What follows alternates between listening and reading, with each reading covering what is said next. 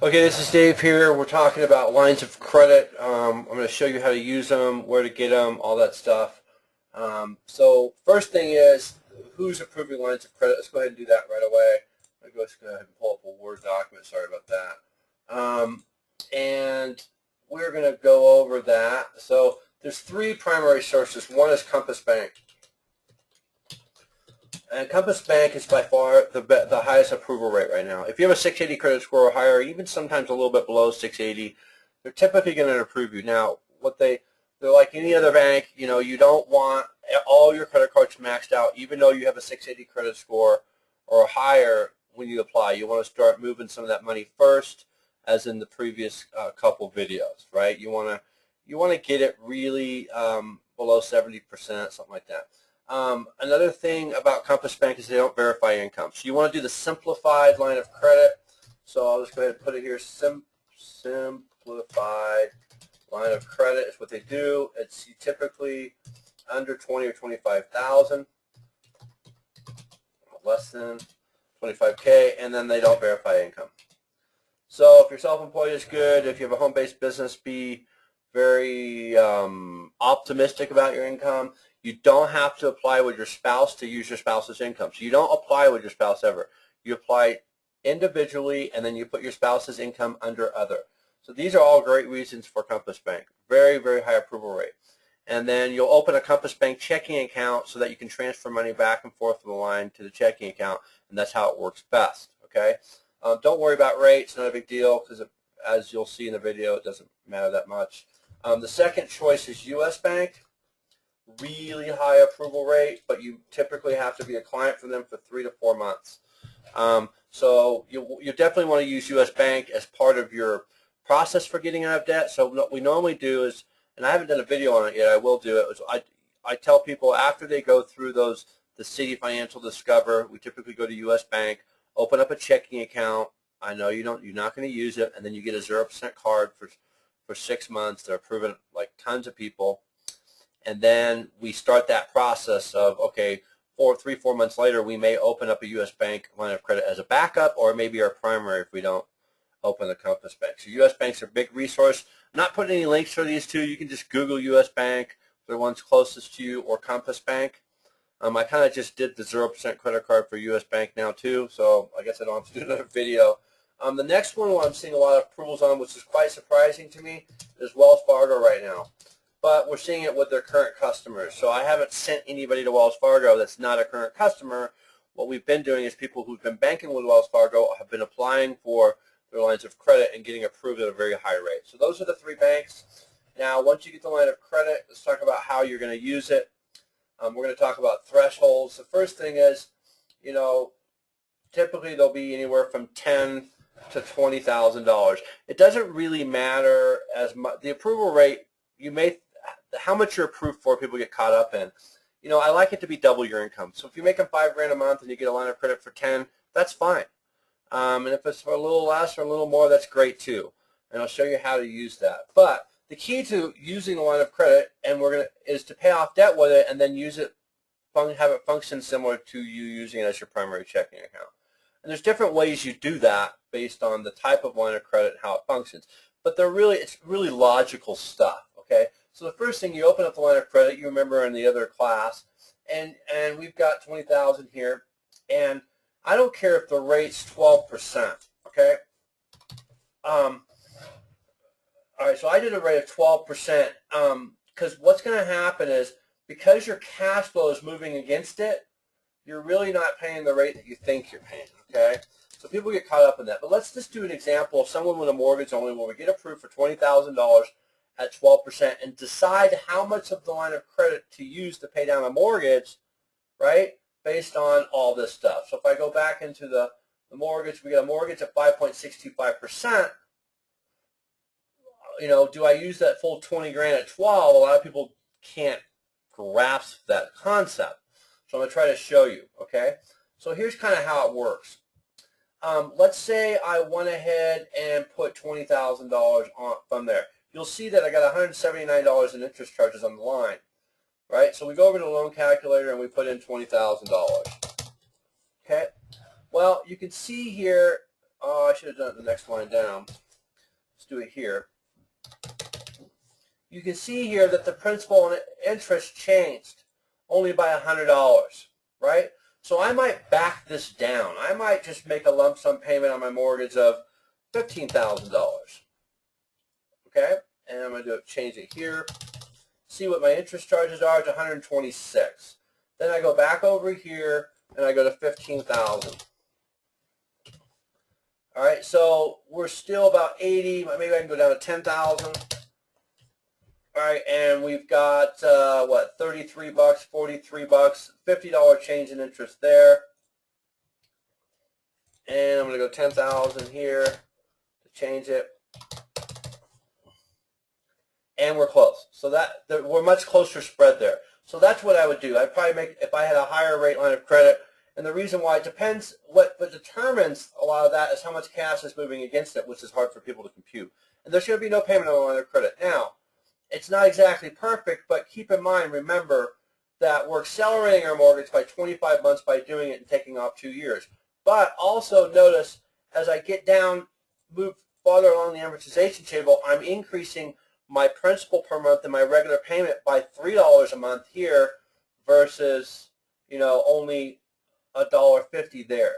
So I want to, it's not just this calculation here, but it's also how soon. That's why I don't mind having these finances charges be a little more, because no matter in a few months, it'll probably increase. Because again, you're paying, let's say, $1.50 more per month in principal, but as you move forward, you're going up, $6 or whatever. And so it's the coming months as well that factor into the interest, and you'll be even.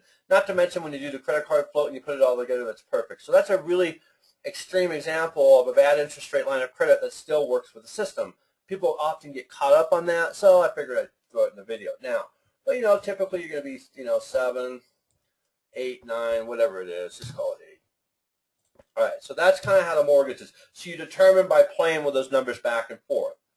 There's also like, what if you get approved for a big amount on a line of credit, right? And there's a lot of factors that go into that. Let's say I get approved for $40,000, like I had someone recently. Well, we're going to determine their threshold, and we'll leave a reserve in there. Maybe we'll only use $25,000. Pretend that the limit's only $25,000. So if you get a big line of credit, don't make a huge payment to your mortgage. Look at these numbers and know that it's okay to leave a reserve there. Now, for the purpose of paying off consumer debt, we almost never have to do that calculation because it's so ridiculous how much money you're paying in interest over here that it's obvious. I don't care if the rates are 9%. You're going to kill it by putting it all in the line of credit. You've seen the difference between the 12 and a 5. Obviously, if it's 8, 9, 10, 11, 12, 13, 14, you're going to start moving your debt into the line of credit, your consumer debt. And you go through what I call the clearing first, right? So the clearing is, if you have consumer debt, you want to clear that out first before you go after your mortgage. So you need to get this all to 0% or into the line of credit before you even think about doing lump sum payments towards your mortgage. Just like in the class that we go through, okay? So in this particular case, what wipes out debt is cash flow. And that's why the line of credit strategy is so powerful. It's close to a silver bullet. It's getting out of debt as possible. Because in this particular case, you want to look and see, wait a minute, this person's only got $200 a month in positive cash flow. I'm going to go ahead and circle that there so you see. So they got only $200 a month. This person's in trouble. That's not a lot of cushion because of all these debt payments, $500 here, $600 there. So what happens is, let's say I got this car loan and I pay off with a line of credit. Well, I don't have a payment on the line of credit because we're depositing our income against it. So now the cash flow goes up to $653. Now this person's safe, right? You got $653 because we don't have that payment. And we go take it a step further, and we say, okay, I have $20,000 line of credit. That was $15,000. Let's go ahead and pay off this. You can pay off this, whatever you want. We could pay off this, pay it down to $2,600, and then move this $2,600 into a 0% credit card, and we have a new payment of $26 there. but then we don't have that's paid off because I moved it. Then we don't have that 198 there. Or I could just pay down other credit cards and my cash flow is going to go up. So bam, what happens now? If I go back, remember there's no payment on line of credit. So I'm going to go back to my cash flow. Now I'm up $825 a month. Now after you do some of those moves, what's going to happen is at the end of every month, depending on what your threshold is, let's say we're maxing this one out, but if you had a $40,000 line of credit and you only put 25 on it, you don't ever want to go over 25. You say, okay, at the end of every month, whatever amount I'm below 25,000, that's my extra payment towards these 0% cards or going after a particular credit card. You see, you're creating a snowball. Now I have an extra $800 a month. Now I can start attacking debt because I have cash flow and I can attack it in the right way. I've eliminated interest. When you eliminate interest, you have more money. When you have more money, you can pay off more debt. When you pay off more debt, you pay less interest. When you pay less interest, you have more money. Bam. It's the snowball effect. So in this particular case, I got an extra $800 a month. Well, in that case, what I could do here is I got that $800 plus this 26. You know, I got roughly $850. I can pay the minimum payment on this plus $850 a month. 3 months, that's gone. Now I take that $850 towards this. Let's say I moved it to 0%. $850 plus 22 is $872. I'm paying that off in a month. You see how that works? Whereas before you were barely making it. This next one, I'm going to pay that off in about a month, right? And then I have these payments. Now I'm up to $900, even more positive cash flow. So I've got $900 plus, let's say this is at 0% now because I moved it. I got $1,100, $8,600, 7 months or 8 months. That's paid off. Bam. Then I don't have that $200. Now I'm positive $1,300 a month. Well, then I go over here. Let's say that was moved to 0%. That $144 all goes towards principal. Now I'm $1,444 a month. Divide $6,800 by $1,444. I don't know what it is. Let's see, 5 months. So in 5 months, that's paid off. So you can see how that snowball. Now you don't have that payment. It just snowballs the other way. So we want to use 0% credit cards and the line of credit to create that snowball. Then when all this stuff's gone, right? Right, we try to pay it off before 0% expires, whatever, all that's gone, then I come back and bam, look, now I'm positive $1,400 a month from 2. This is how you get out of debt. Then I take that $1,400 a month, what do I do with it? Now I go to my mortgage, right? And I didn't make a lump sum payment, and let's say I'm down here in 2013, and I go $1,400 a month extra, right? And every $1,400 wipes off 2 payments. Sometimes more, but we're going to go down. Bingo. This mortgage starts paying, it's accelerating big time.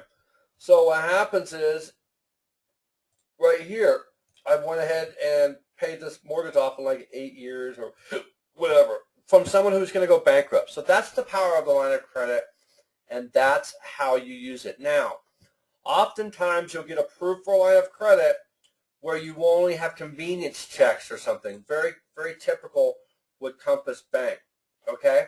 So what we do is, you know, weekly,